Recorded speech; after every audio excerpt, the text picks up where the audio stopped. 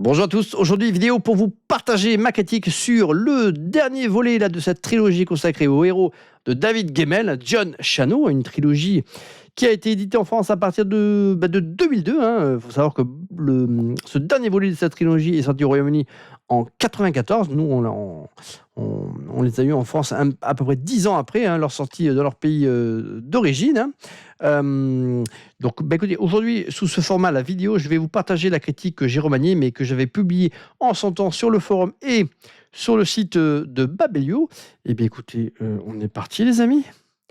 Pierre de sang, Blood Song, ou la dernière chevauchée de John Shano, s'élève au rang de chant final d'une fresque que beaucoup auraient jugée suffisante en ses 2 premiers versets. À ce titre, ce 3e tome se lit comme un épilogue prolongé, semblable à un miroir altéré tendu à l'ombre du précédent récit. La trame familière, on y retrouve les mêmes artefacts maudits et les mêmes figures écorchées des aventures passées, revêt ici un écrin différent. David Gemmell, délaissant pour un temps le souffle rugueux du western post-apo, s'enivre de science-fiction. Les horizons s'ouvrent sur des brèches spatio-temporelles, là où l'inconnu terrifie et émerveille tour à tour. Malgré mon attachement à cette chevauchée, j'avoue n'y avoir pas retrouvé la vigueur sauvage des 2 premiers épisodes, ni ce John Shano farouche et flamboyant que ses compagnons d'infortune portaient presque en mythe. Les silhouettes secondaires, innombrables mais fades, peinent à imposer leur empreinte sur ces vastes plaines désolées. Les 2 premiers tomes se drapaient dans les codes du western post-apo, poursuite à cheval, désert criblé de ruines, fusils à répétition et duel au soleil couchant. Dans Pierre de sang, David Gemmell ouvre soudainement des portails spatio-temporels, pousse ses héros dans des réalités parallèles et convoque des technologies hors du temps. Ce virage vers la science-fiction, s'il témoigne d'une audace créative, heurte parfois l'unité de ton et désarçonne le lecteur en quête de l'atmosphère rugueuse des origines. L'enchevêtrement des lignes temporelles, séquence en boucle, aller-retour brutaux, offre de délicieux twists mais nuit à la clarté globale.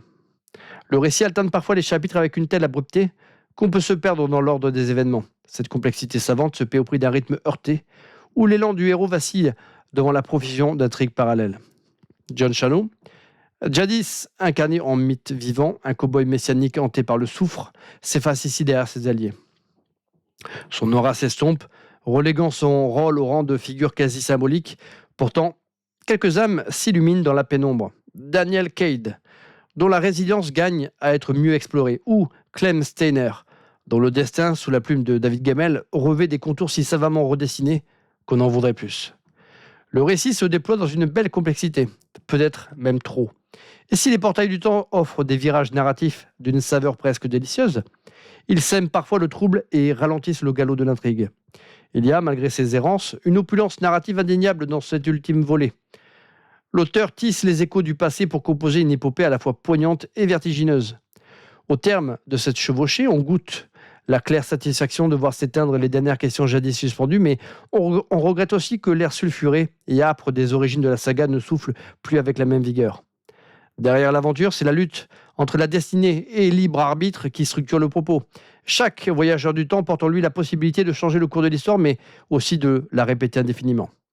Les motifs de la perte et de la mémoire, chers à David Gemmell, atteignent ici une résonance mélancolique quand les personnages confrontent tout leur double, passé ou futur. Cette dimension tragique, magnifiée par quelques séquences oniriques, confère à l'ensemble une profondeur inattendue.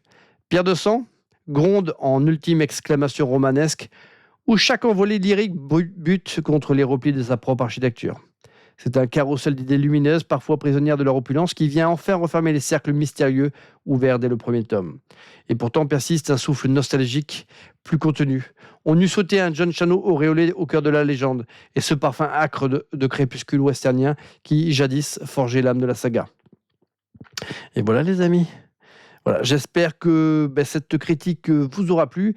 En attendant, je vous conseille quand même ardemment cette trilogie. Je posterai incessamment sous peu ma critique sur les différents ouvrages de David Gemmell, y compris des 2 premiers volets de cette trilogie. J'ai commencé par celui-ci. Il fallait bien commencer, les amis. Écoutez, c'est tout pour cette petite vidéo.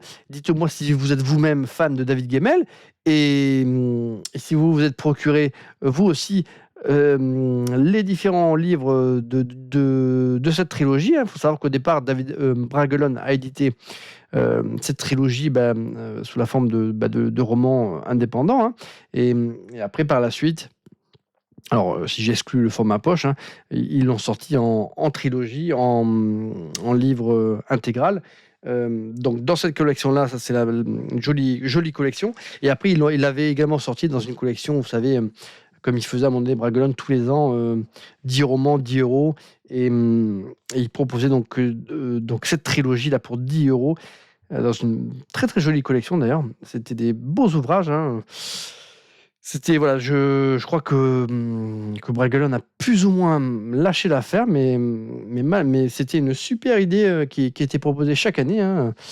Et en tout cas, ça donnait la possibilité de pouvoir obtenir à petit prix parfois des trilogies complètes.